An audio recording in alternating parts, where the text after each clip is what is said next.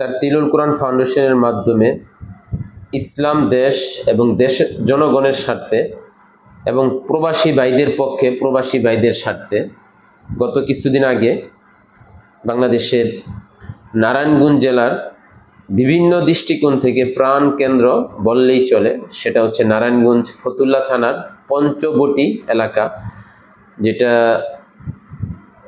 ছোট রাস্তা সহকারে চৌরাস্তার একটা মোড় বললেই চলে, যেখান থেকে একটা রাস্তা উত্তর দিকে পোস্তগোলার দিকে গিয়েছে, আরেকটি রাস্তা বলা যায় পূর্ব দিকে চাষারা, নারায়ণগঞ্জের আরেকটি প্রাণকেন্দ্র, আরেকটি রাস্তা আরেকটা জেলার দিকে পঞ্চবটি থেকে সেই মুক্তারপুর, যেখানে দোতলার ফ্লাইওভারের কাজ চলতেছে। সুপ্রিয় দর্শক, কিছু হাসপাতাল রয়েছে যেটাকে ইমার্জেন্সি বিভাগ বলা হয়, অর্থাৎ রোগীকে যদি দ্রুত চিকিৎসা না করা হয় রোগী মারা যাবে, যেটার নাম দেওয়া হয়েছে ইমার্জেন্সি বিভাগ। অর্থাৎ যে কোনো মুমূর্ষু, আঘাতপ্রাপ্ত, জখমপ্রাপ্ত বা প্রাথমিক এমন অবস্থা লোকেরা তার হালত বুঝতেছে না, ইমার্জেন্সি বিভাগে নেওয়ার পরে তার জরুরি ভিত্তিতে চিকিৎসা দেওয়া হয়।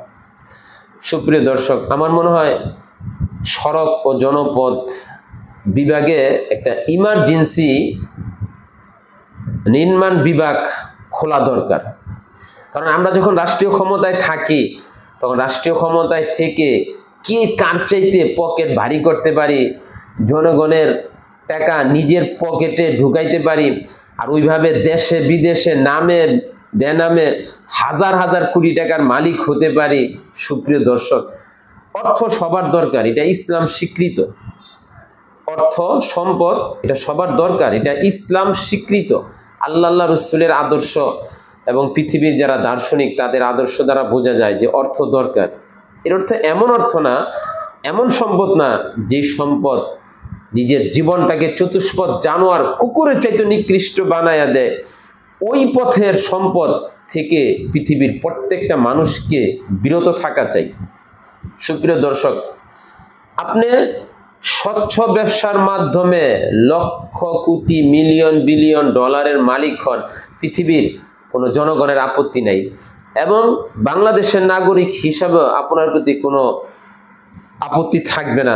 দুঃখটা ওই জায়গায়, আপনি রাষ্ট্রীয় দায়িত্ব পাওয়ার পরে, রাষ্ট্রীয় দায়িত্ব বলতে যারা নির্বাচিত হয়ে বৈধভাবে অবৈধভাবে ক্ষমতার জোরে দিনে রাত্রে প্রশাসনের মাধ্যমে নির্বাচন দেখায় ক্ষমতায় যান, কিংবা স্বচ্ছ নির্বাচনের মাধ্যমে যারা রাষ্ট্রীয় ক্ষমতায় বসেন, একটা ধাপ। আরেকটা হচ্ছে সচিব থেকে নিয়ে বিভিন্ন প্রশাসনিক দায়িত্বে যারা রয়েছেন, আপনি তথা আপনারা রাষ্ট্রীয় সম্পদ নিজের পকেটে ঢুকাবেন, আর দেশের জনগণ রমজান মাসে খেজুর কিনে ইফতারি করতে পারবে না। সুপ্রিয় দর্শক, আজকে রাস্তার কথা বলতে গেলে আমি নারায়ণগঞ্জের প্রাণ কেন্দ্র ফতুল্লার পঞ্চবটি যে এলাকার সিচুয়েশন, যে হালত, আমি তো আগেই বললাম যে ইমার্জেন্সি সড়ক নির্মাণ বিভাগ খোলা দরকার, যেটার মাধ্যমে শুধু ঢাকার নারায়ণগঞ্জের কিছু রাস্তা নয়, সারা বাংলাদেশের এমনও জনপদ রাস্তা রয়েছে যেগুলোর কারণে যে কোনো সময় দুর্ঘটনা অনিবার্য। যদি কোনো সাংবাদিক ভাই এবং বর্তমান অন্তর্বর্তীকালীন সরকারের কোনো উপদেষ্টা যদি আপনারা এটা নজরে পড়ে, আপনারা সরেজমিনে আসেন, দেখেন এখানে যে কোনো মুহূর্তে দুর্ঘটনা ঘটতে পারে। যদি কোনো অসুস্থ রোগী এখান দিয়ে যায় তাহলে রোগ তো তার আরে বেড়ে যাবে। যেমন যানজটের তীব্রতা, অনুরূপভাবে কেউ যদি পঞ্চবটি মোড় থেকে বন বিভাগের লাস্ট পর্যন্ত চাষারার দিকে যায়, সুস্থ মানুষ থাকলে অসুস্থ হয়ে যাবে। সর্বোপরি যে কোনো মুহূর্তে ট্রাক উল্টে গিয়ে কোনো অটোওয়ালার উপর পড়লে হয়তোবা বিরাট ধরনের দুর্ঘটনা হতে পারে।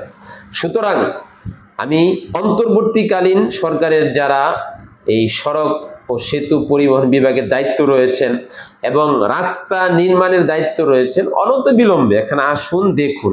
আমি এটা বলবো যারা দায়িত্ব রয়েছেন, আর যদি কোনো দেশের দানবীর চান যে আমাদের এই তার তিলুল কোরআন ফাউন্ডেশনের মাধ্যমে মানুষ চলতে পারতেছে না, অনুদান দিবেন, আমরা খাড়া এই তারতিলুল কোরআন ফাউন্ডেশনের মাধ্যমে এই পঞ্চবটি মোড় থেকে নিয়ে কমপক্ষে বন বিভাগের লাস্ট পর্যন্ত যদি এতটুকু মেরামত করা হয় এবং 2 জায়গা দিয়ে পানি সিঞ্চনের ব্যবস্থা করে যদি রাস্তাটা দ্রুত নির্মাণ করা হয়, তাহলে হাজার হাজার লোক যারা এখান থেকে যাতায়াত করে, আমি যদি বলি লক্ষর অধিক হবে।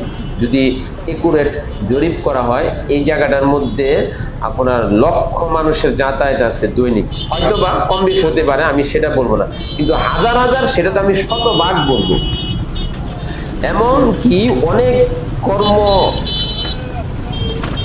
দায়িত্বরত অনেক পরীক্ষার্থী শিক্ষার্থী এই রাস্তা দিয়ে আসতে পারতেছে না, টাইম মতো সে তার স্কুল কলেজে যেতে পারতেছে না, এবং একজন শ্রমিক ভাই বলি, একজন কর্মচারী ভাই বলি, এবং একজন কর্মজীবী পেশাজীবী ভাই বলি, সে তার টাইম মতো যেতে পারতেছে না। সুতরাং সময়ের অপচয়, দুর্ঘটনা যে কোনো সময় হয়ে যাবে। এবং গতকাল কি এই পঞ্চবটি মোড় থেকে একটু সামনে গেলে পূর্ব দিকে একটা বিশাল বট গাছ আপনার পড়ে গেছে, এবং একটা অটোওয়ালা, এই কি বলে ভ্যানওয়ালা, আমি বলতে পারবো না কিনা সে এখন বেঁচে আছে কিনা, আল্লাহ তাআলাই ভালো জানেন, আল্লাহ তাকে দীর্ঘ সুস্থ নেখায় দান করুক। সেই ভ্যানওয়ালার উপরে পড়েছে, দীর্ঘ টাইম যানজট ছিল।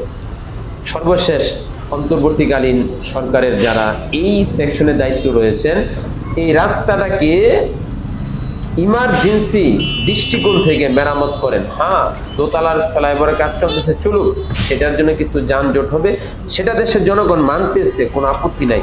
কিন্তু অটো, গাড়ি, রিক্সা স্বাভাবিকভাবে চলার জন্য যেন উল্টিয়ে না যায়, কোনো দুর্ঘটনা না করে, ইমার্জেন্সি ভিত্তিতে এই রাস্তার মেরামত করুন। আপনারা যদি না পারেন, দেশের কোনো দানবীর যদি মানবতার দৃষ্টি থাকে, তারতিলুল কোরআন ফাউন্ডেশনের মাধ্যমে সেই পরিমাণ অর্থ যদি এখানে বরাদ্দ হয়, আমরা স্বচ্ছতার সাথে এই রাস্তা অল্প দিনের মধ্যে ঠিক করে দিব। আল্লাহ আমাদেরকে আমল করার তৌফিক দান করুক, আমিন।